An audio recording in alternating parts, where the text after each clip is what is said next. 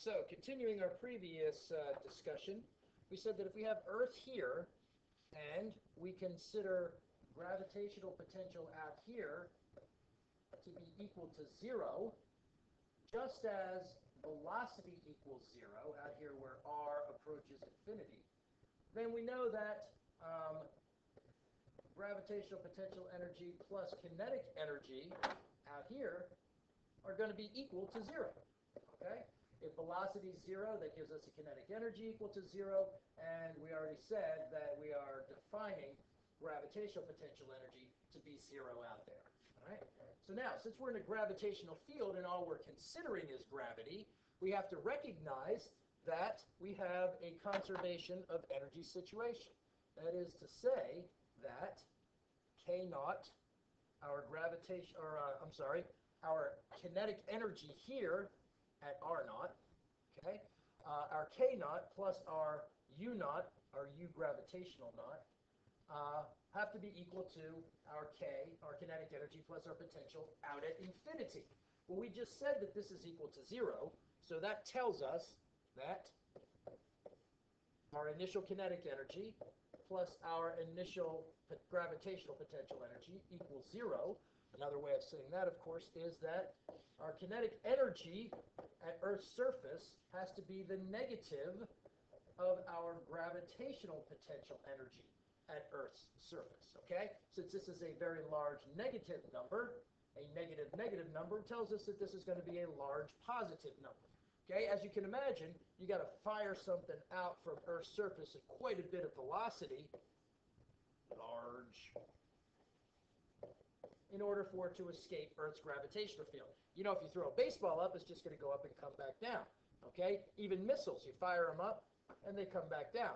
So there has to be some speed, though, such that the kinetic energy here at Earth's surface, moving away, is going to be enough such that it's equal to this large negative number that we have at Earth's surface.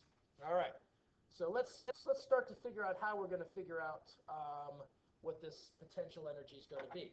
Let's go back to our uniform gravitational field, where force of gravity downward and our displacement downward, if we release something from rest, goes from here to here, and we have an increasing velocity. All right, but the force of gravity, which is equal to mg, and our displacement here, okay, are in the same direction, right? That means the angle between them is 0. So when we find the work done by gravity, that is the work done by gravity, and it's defined as r cross the force exerted on it, and r is d, our r is d. So we just get d times the force of gravity, which is mg, times the cosine of the angle between them. But as we said, the angle between them is 0, which means that the cosine of the angle between them is 1. Okay? So this is consistent with what we know. The work done by gravity as we fall with gravity is going to be equal to mgd, where d is the distance we fall. Okay? We're going to have some change in kinetic energy, and if you work all that out, you remember that we get a velocity that's equal to the square root of 2gd. Okay? So another way of saying this, since we know that we're in a conservative situation, that is that delta U is the negative of delta K, that as we do positive, as gravity does positive work, going downward, we're going to get a decrease in potential energy, okay? That is, it's going to become a smaller number. This is consistent with the idea that if we're all the way out here and we fall towards Earth's surface, we get a more negative number. We get a decrease in potential energy as we get an increase in kinetic energy. So now that we're in a situation that gravitational field is not constant, is not uniform, how are we going to figure out the change in potential energy? The change in potential energy is equal to the negative of the work done by gravity, okay? And what is the work done by gravity? Well, the work done by, in any situation, by a force that varies, is the integral of work dx, okay? I'm going to use x as our displacement notation.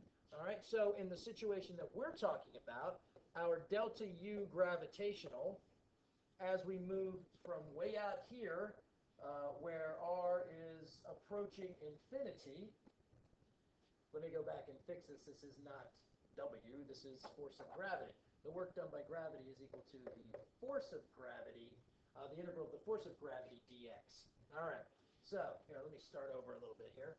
So now, as we move from the work done by gravity here is equal to the force of gravity. All right, so now, work done by gravity is equal to the integral of, now watch this, negative g big M little m over r squared dr. All right, so what does that mean? That means that r is in this direction and the gravitational force is in this direction, right? So we're integrating with respect to r. R is our variable, and that's why we have the negative sign, okay? The negative sign is a result of the fact that the force is in the opposite direction of r, okay? So that means that since the the change in gravitational potential energy is equal to negative Wg, since Wg, the work done by gravity, is negative, we can just say that that is the positive Gmm over r squared dr. All right? So that means that the change in gravitational potential energy is equal to, we could pull out the constants here, and then all we're doing really is integrating r squared. So what we're going to get is negative Gmm over r evaluated from, well, let's take it from all the way out here at infinity and come back this way to r naught is equal to 0 at Earth's surface. Okay? We're just going to call it r naught though. All right? So we're going to evaluate from infinity to r naught. Okay? So that means, what are we going to plug in? We're going to have delta Ug, the change in gravitational potential, is equal to negative Gmm over r naught minus negative Gmm over, well, we can't really use infinity as a limit of integration, but we'll just call it b as b approaches infinity. All right? And then obviously as b approaches infinity, this term approaches 0. Okay? That means that our change in potential energy, gravitational potential energy as we move from infinity all the way back to Earth's surface is going to be equal to negative Gmm over r naught. Okay? Where r naught is the radius of Earth, because that's our initial position. This is going to be true no matter what our limits of integration are if we start out at infinity. If we come back halfway to Earth, whatever the case may be. So this is our change in potential energy gets negativer as we move from out here to in here. That's the negative sign indicates that that's consistent with what we expected to happen.